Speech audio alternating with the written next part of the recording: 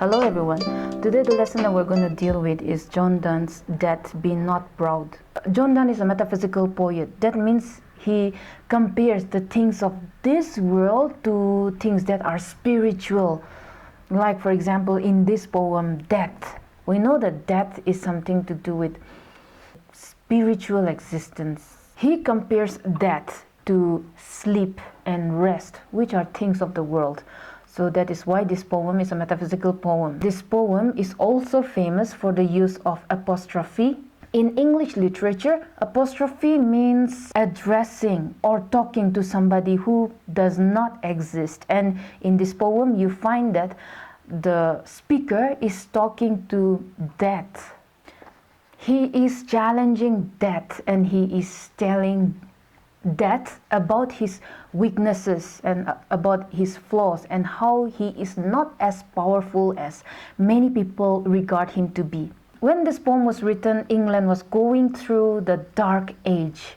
There was religious clash, there were sicknesses, and England was going through a dark age, facing many people facing death and many people fearing for their life. Thus we can say that in this poem he expresses his religious view on death. Death be not proud, though some have called thee mighty and dreadful.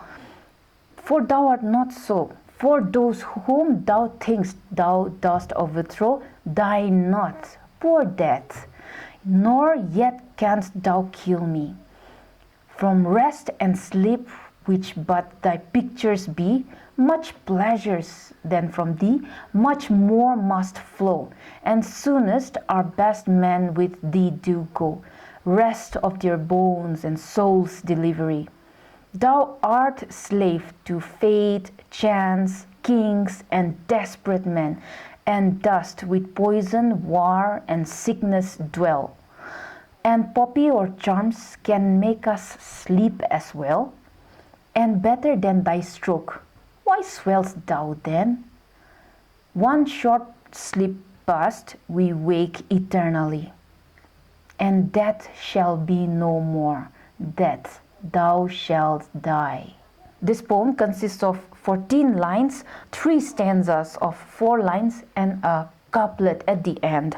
So it is naturally a sonnet. In the first stanza, John Donne tells death that you have no reason to be proud of. Though there are people who say that you are powerful, they talk about you in fear. They talk about your mighty and fearful power. You are not half that dangerous. When you take lives of people, maybe you think that you have overthrown them. Maybe you think that you have power over them. But poor death, it's not true. The truth is that you did not conquer them, but they conquered you. Because after a short sleep, they are going to wake eternally, and you have no power over them. I pity you, death, says the speaker, because you cannot kill me. The irony here in this line is that the speaker says that death cannot kill him. In the next stanza, the speaker tells death that, yes, people compare you to sleep and rest. You know, we call death as eternal rest or sleep, eternal sleep. And if it is so, then rest and sleep gives much pleasure. Then death must give a lot of pleasure, more than just sleep and rest. Because after death, we rest eternally. So much more pleasure must flow from death. And in the next line, the speaker says that when the people who are dear to us face death, it only gives way for those beloved people to take rest and free their souls to find eternal rest. Third stanza, the speaker points out the weaknesses of death, saying that death is a slave to fate, chance, kings, and desperate men. Fate decides when death will come to a person. Chance decides when death will get the opportunity to touch a person. Kings are the ones who spare people's lives and bring death to a person. Desperate men lose hope in life and choose to commit suicide. So according to the speaker, death is not that powerful because it can only come to a person through use of poison, through war, and through sicknesses. Death gives us eternal rest. Death gives us eternal peace, but drugs like poppy and other charms make men sleep better. John Donne says, you are not the only one who can give rest and sleep, so why do you swell? Why are you proud of what you do? John Donne says that death has no reason to be proud of by using the rhetorical question, why swells thou then? So what are you proud of, death? Now the last couplet, the last two lines, is a paradox. John Donne metaphorically compares death to short sleep. A short sleep after which we are awake for eternity, and death has no power after that.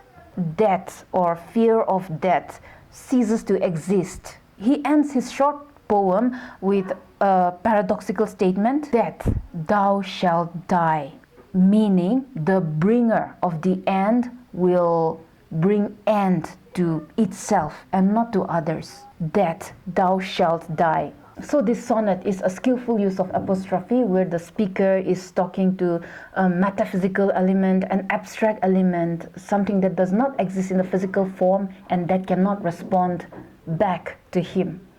That ends our brief explanation of Death Be Not Proud by John Donne. I'll see you in the next video. Thank you.